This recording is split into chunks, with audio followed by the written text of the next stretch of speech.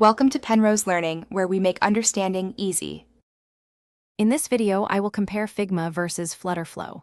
We'll explore their distinct purposes, core functionalities, and ideal use cases to help you decide which tool best suits your project needs.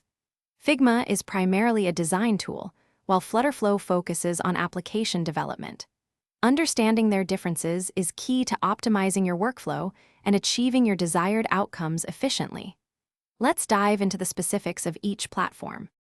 Figma stands out as a premier design powerhouse, offering unparalleled collaborative features for user interface and experience design. Teams can co-edit in real time, streamlining the design process significantly. It provides robust tools for vector editing, creating intricate prototypes, and establishing comprehensive design systems. Designers leverage Figma to craft high-fidelity mockups and interactive prototypes with exceptional precision, ensuring every detail is meticulously considered before development begins.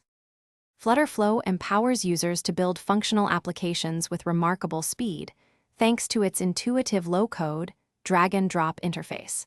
It generates clean, production-ready Flutter code, allowing for seamless integration of custom code when needed. Users can effortlessly connect their applications to various databases and APIs, and then deploy them directly to app stores. This platform significantly accelerates the development cycle, making it possible to bring ideas to life in a fraction of the time.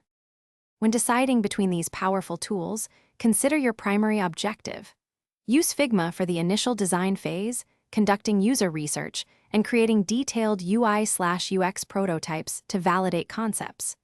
Opt for Flutterflow when your goal is to rapidly build and deploy functional applications, especially for minimum viable products. Often, the most effective approach involves using Figma for design, then transitioning to Flutterflow for efficient development, creating a cohesive and streamlined workflow.